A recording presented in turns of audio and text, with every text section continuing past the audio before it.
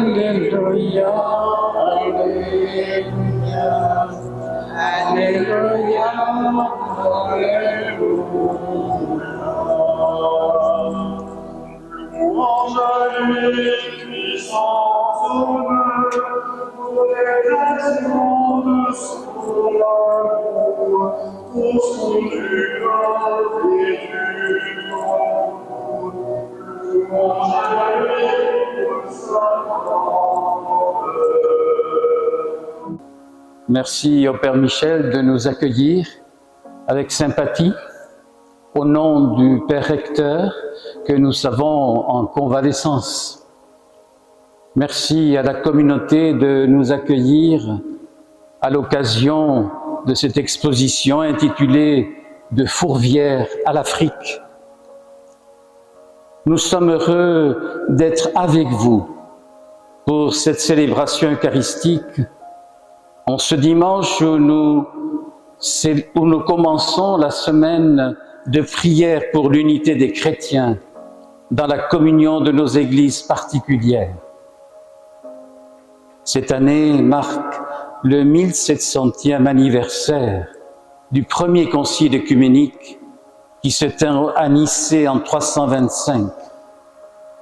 Cette commémoration nous offre une occasion unique de réfléchir à la foi commune des chrétiens et de la célébrer telle qu'elle est exprimée dans le credo formulé lors de ce concile.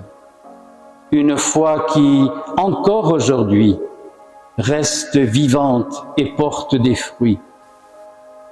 La première lecture nous rapporte les propos du prophète Isaïe, qui s'adresse au peuple de Dieu revenu de l'exil et qui se trouve face à une réalité dure et décourageante, où il faut tout reconstruire.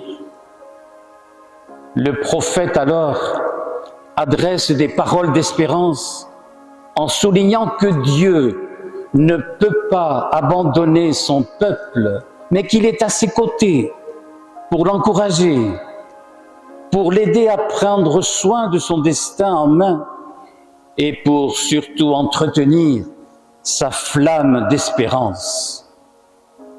Le prophète a recours à l'image de la fiancée, choisie par son fiancé et qui sera sa joie.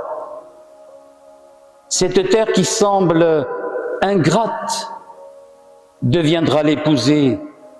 Elle sera une couronne brillante dans la main du Seigneur. La situation que connaît le peuple d'Israël au temps du prophète Isaïe est encore malheureusement d'actualité dans de nombreux pays où vivent et travaillent les missionnaires de la Société des missions africaines. Et je pense plus spécialement aux pays du Sahel, à certaines régions de l'Afrique de l'Ouest et de l'Est, des peuples qui se trouvent dans des zones où les conflits de toute nature perdurent souvent dans le silence des médias qui sont plus préoccupés par les guerres qui ont des conséquences plus directes pour nos propres pays. Les missionnaires SMA, en collaboration étroite avec l'Église locale, sont souvent en première ligne pour redonner confiance à ceux qui sont désespérés. Et la confiance se donne en étant au quotidien à leur côté, partageant leur sort et parfois leur exil, pour que leur terre brûlée de misère, que le prophète Isaïe appelle terre de désolation, reverdisse et qu'elle soit appelée terre de prédilection.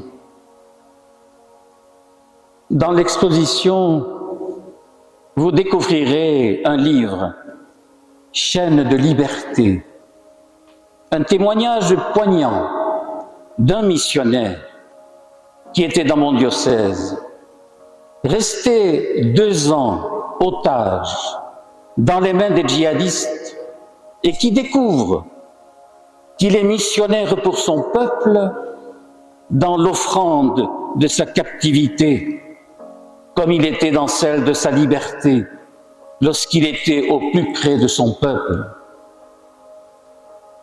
Si la première lecture nous place dans l'épreuve avec l'espérance à l'horizon, l'Évangile nous place dans le bonheur, dans la joie de la fête.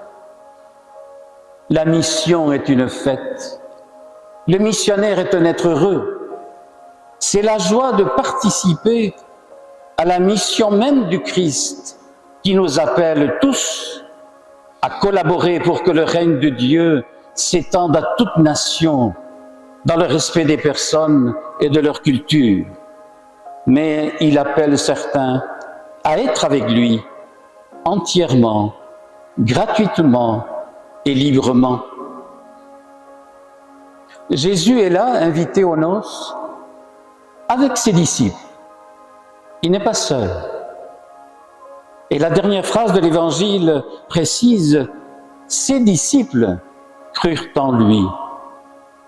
Les disciples qui l'accompagnent ne se sont pas exaltés devant l'eau changée en vin, mais ils découvrent que Jésus est vraiment l'envoyé de Dieu et qu'ils peuvent miser leur vie sur celui qui les appelle à sa suite.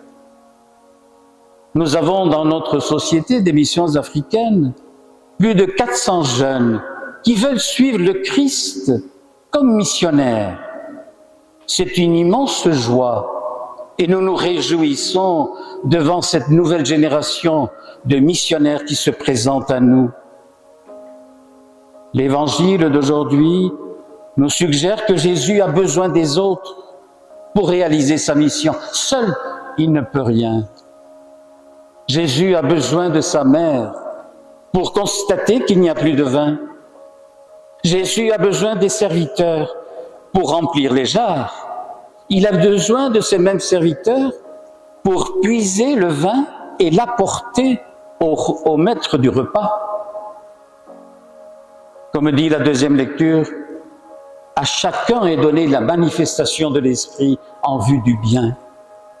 Chacun et chacune de nous a reçu des charismes de la part de l'Esprit Saint. Nous ne devons pas les utiliser de manière égoïste, mais les mettre au service du bien commun. Et c'est ainsi que nous participons à la mission du Christ et faisons croître son Église. Dans l'exposition, nous avons voulu montrer que la Société des missions africaines n'est pas seulement composée de prêtres, mais qu'elle est une famille avec des laïcs, des religieuses, qui apportent leur sensibilité et leur richesse au service de la mission. Notre mission à nous tous, et spécialement à nous missionnaires, c'est de prêter attention à ce que vivent nos frères et sœurs partout où nous sommes.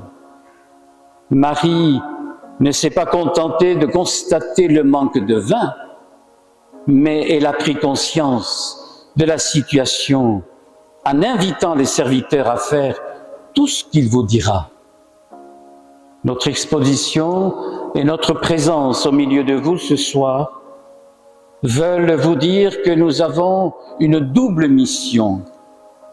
Offrir le Christ à tous les peuples, spécialement les peuples d'Afrique, et offrir ces mêmes peuples au Christ, maintenant et pour les siècles des siècles.